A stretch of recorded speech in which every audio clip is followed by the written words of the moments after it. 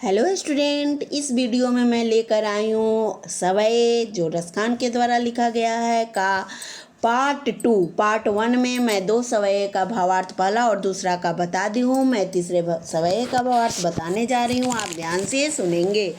अब देखिए, मोर पखा सिर ऊपर राखयो, कुंज की माल गरे पहिरौंगी, ओढ़ी पीतम्बर ले लकुटी बन, गोधन ग्वारिनी संग फिरौंगी, भव तो वही मेरो रस खानी, सो तेरे कहे सब स्वांग करूँगी, या मुरली मुरली धर की अधरान धरी अधरान धरूंगी। अब देखिए, यहाँ कह रही है मोर पंखा यानी मोर पंख से निर्मित मुकुट रखियो मिस रखूंगा या रखूंगी।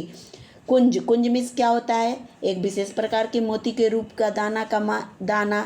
और फिर माल, माल मिस मारा, गरे मिस गला, पीतम्बर मिस पीला वस्त्र, गोधन मिस गाय और ग्वारिन मिस ग्वाल बाल, फिरौंगी मिस घूमना, भौतो मिस अच्छा लगना, स्वांग, स्वांग मिस क्या होता है? भेष बदलना। और मुरलीधर श्री कृष्ण का ही एक नाम है। अधरान मिस होठ पर और धरी, धरी मिस रखी और अधरा, अधरा मिस ओठ। अब अधरान देखिए, यहाँ दोनों में 2 अर्थ होगा। अधरान, अधरान मिस होठों पर और अधरा, अधरा मिस केवल होठ, धरूंगी मिस रखूंगी। अब देखिए,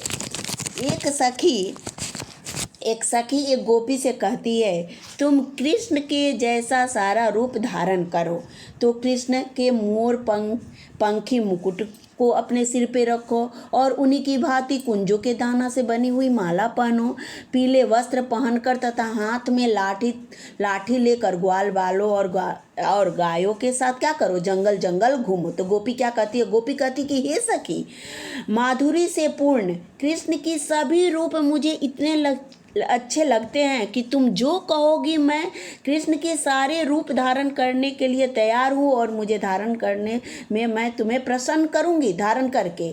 परंतु हे सखी, भौती मीन्स अच्छा लगना, ठीक है ना। परंतु हे सखी, इस मुरली को जो हमेशा कृष्ण अपने होठों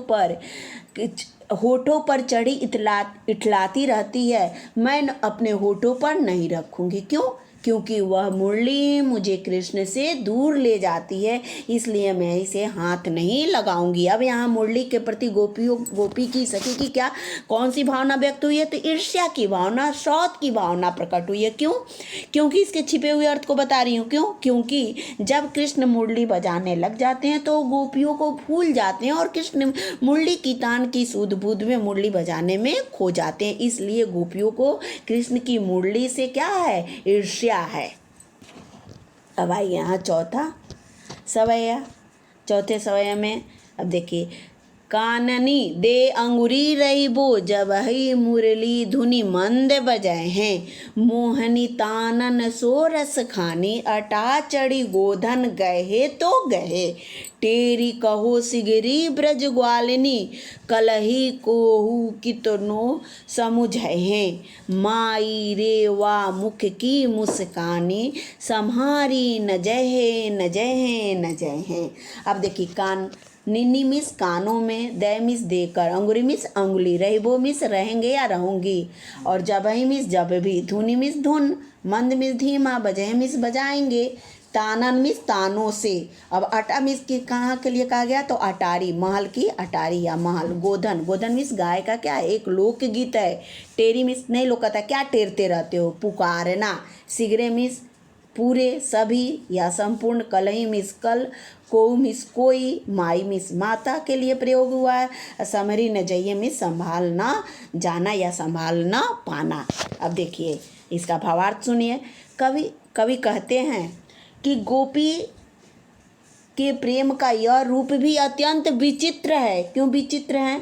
क्योंकि वह कहती है कि जब कृष्ण मुरली की मंद मंद धुन बजाना प्रारंभ करेंगे तो वह अपने कानों में उंगली डाल रखेगी, वह उनकी मुरली की तान की ओर ध्यान नहीं देगी। फिर चाहे मुरलीधर कृष्ण अपनी अटारी पर चढ़कर गोधन नामक लोकगीत की धुन भी बजाते रहें तो भी मुझ पर उसका असर नहीं पड़ेगा। क्यों? क्योंकि वह तो अपने कानों में उंगली डाली रहेगी और वो धुन तो उसे सुनाई नहीं देगा। फिर कहती है, हे गोकुल वासियों, मैं जोर जोर से पुकार कर कह रही हूँ कि यदि किसी तरह कृष्ण की मुरली तान मेरे कानों में पड़ गई तो सारे ब्रज के लोग कल मुझे कितने भी ताने मारेंगे, मैं उनके पास खींची चली जाऊंगी, क्योंकि हे माता, उस कृष्ण की मोहनी मुख की मोहनी मुस्कान से मैं अपने हृदय को किसी भी भांति संभाल नहीं पाऊंगी। अतः हे माता, मुझे दोष न देना। क्यों? क्योंकि मेरा हृदय तो क्या है, कृष्ण की मुरली के मोहनी तान के अधीन है। कृष्ण की जादू से मैं बच नहीं सकती, या मैं बचा नहीं सकती अपने आप को। यहाँ आपका चौथा सवैया खत्म हुआ और ये भावार्थ खत्म हुआ, ये सवैया खत्म हो गया। यहाँ आपके एक्सरसाइज है पाठ के, और इसे आप नोटबुक की कॉपी में कर लेंगे। बस ये चैप्टर ख़त्म होता है। फिर मिलती हूँ नेक्स्ट वीडियो के साथ, तब तक आप इसे पढ़ें और समझें।